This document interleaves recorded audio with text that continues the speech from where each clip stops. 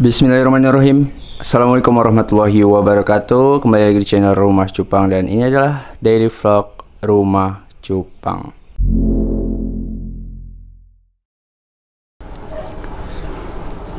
Oke teman-teman, jadi di video kali ini gue mau ngasih tips lagi nih. Ini penting banget sih, dan sering banget orang terlalu lalai akan hal ini, jadi menyebabkan panen yang seharusnya bisa dilakukan beberapa minggu lagi atau sebulan lagi bisa gagal total karena kematian massal, dan ini akibat dari telatnya untuk mengganti air di lubukan, teman-teman.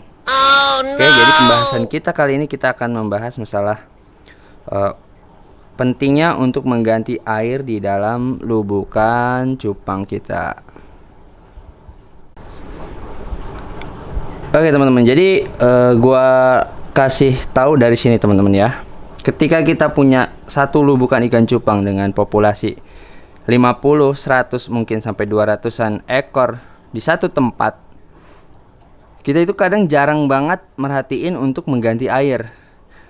Ada orang yang memang peternak yang memang rajin banget untuk ada jadwal pergantian air di lubukan.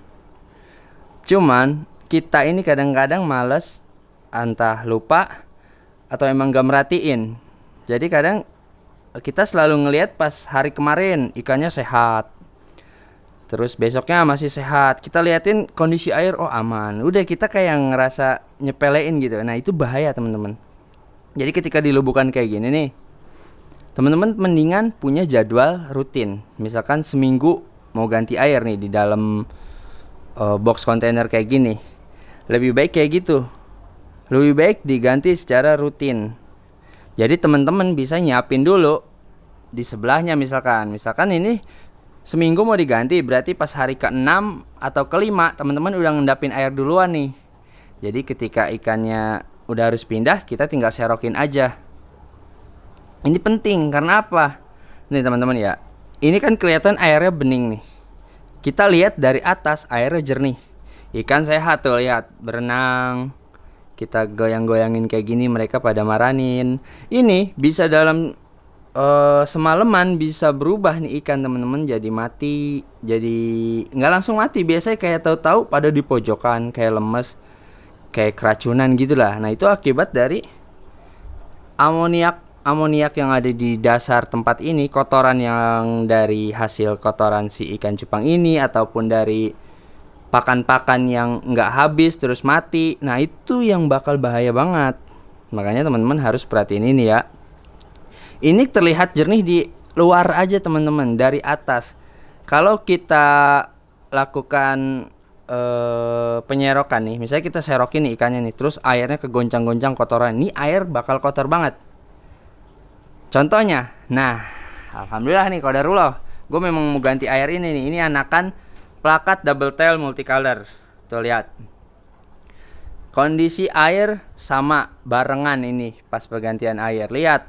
Ini ketika udah gua serokin ikannya, udah ke kobok-kobok lah bahasanya, udah ke guncang-guncang, lihat airnya jadi keruh banget. Nah, ini bahaya banget tuh. Ini bahaya banget nih. Telat dikit kita. Telat lagi nih beberapa hari nih gua nih, bisa gagal panen nih. Mana ini pertama kali gua ngebreed double tail. Nah ini kan tuh lihat, ini udah nih alhamdulillah udah aman tuh insyaallah. Nah ini makanya kita pindahin dulu nih, seperti yang gue bilang, airnya udah gua endapin tuh. Ini bakal gua langsung ceburin aja, bismillah.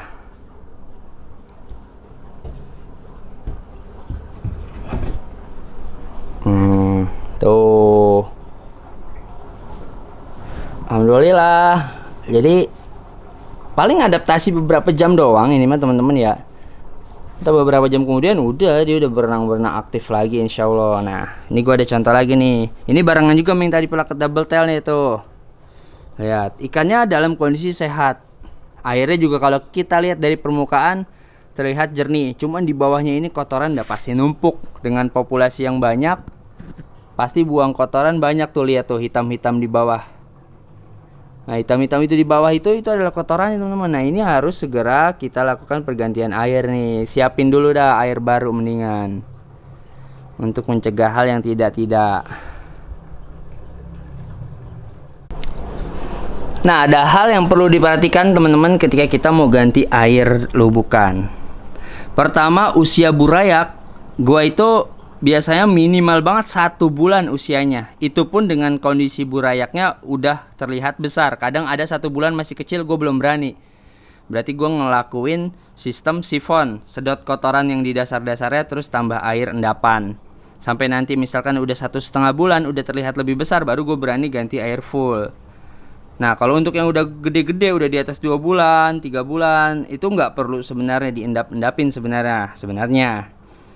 Karena ikannya insya Allah udah lebih kuat.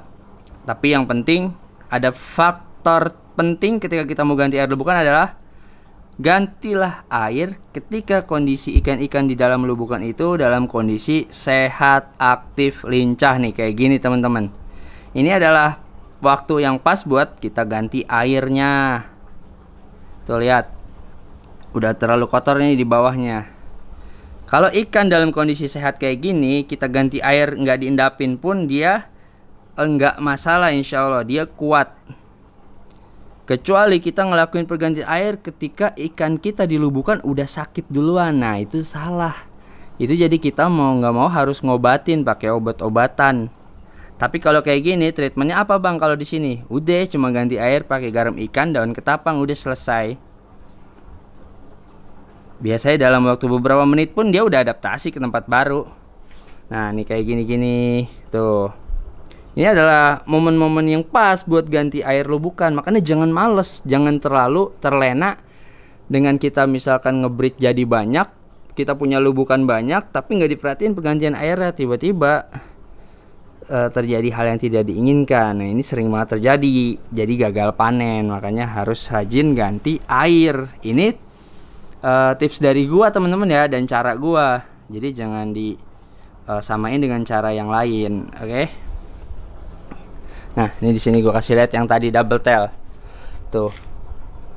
Dia udah pada berenang ke sana kemari, lagi adaptasi dengan tempat barunya. Ya udah, insya Allah aman.